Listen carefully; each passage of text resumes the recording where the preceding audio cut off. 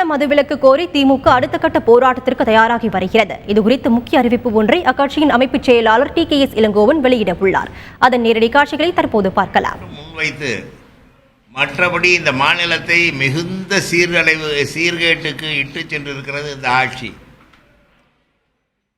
அவர்கள் பெருமைக்குரியதாக சொல்லுகிற ஒரே திட்டம் அம்மா உணவகம். இது போன்ற ஒரு சில திட்டங்களை அறிவித்துவிட்டு அடிப்படை கட்டுமாட்டம், பொருளாதார முன்னேற்றம், இளைஞர்களுக்கு வேலை வாய்ப்பு, புதிய தொழிற்சாலைகளை உருவாக்குதல், சட்டம் ஒழுங்கை பராமரிப்பது போன்ற பிரச்சனைகளில் மிக மோசமான ஒரு நிலைக்கு தமிழகத்தை இந்த ஆளும் அதிமுக அரசு தள்ளிவிட்டு இருக்கிறது. இதனை மக்களுக்கு எடுத்துச் சொல்லும் வகையில்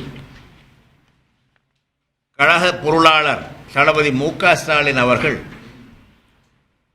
மாநிலம் தழுவிய பயணம் ஒன்றை மேற்கொள்ள இருக்கிறார். நமக்கு நாமே என்ற பெயரில் அமைய உள்ள இந்த பயணம் வருகிற செப்டம்பர் 25ஆம் தேதி தொடங்கி நவம்பர் 8ஆம் தேதி வரை நடைபெறும். இடையே 3 கட்டமாக இந்த பயண திட்டம் அமையும். செப்டம்பர் 25 அன்று வள்ளுவர் சிலை அமைந்துள்ள குமரிமுனையிலே தொடங்கி நவம்பர் 8ஆம் தேதி அன்று அண்ணா அவர்கள் பிறந்த காஞ்சிபுரத்திலே இந்த பயணம் முடிவடையும் வகையிலே இந்த பயணம் திட்டம் அறிவிக்கப்பட்டுள்ளது. இந்த திட்டத்தின் மூலம் நேரடியாக ஒன்றிய வாரியாக பொதுமக்களை சந்தித்து அவர்களுடைய குறைகளை அறிந்து அதற்கு தீர்வு காணும் உறுதியை அவர்களுக்கும் அளித்து இந்த ஆட்சியின் சீர்கேடுகளை அவலங்களை அவர்களிடம் விளக்கி கூறும் பணியிலே இந்த பயண ஏற்பாடு செய்யப்பட்டிருக்கிறது. தளபதி அவர்கள் 2 மாத காலம் இந்த பயணத்திலே முழுமையாக ஈடுபட்டு மக்களை சந்திக்க இருக்கிறார்.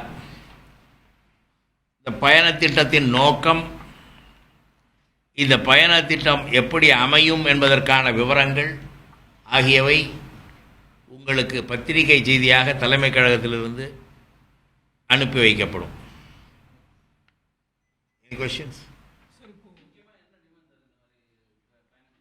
இது டிமாண்ட் இல்லை.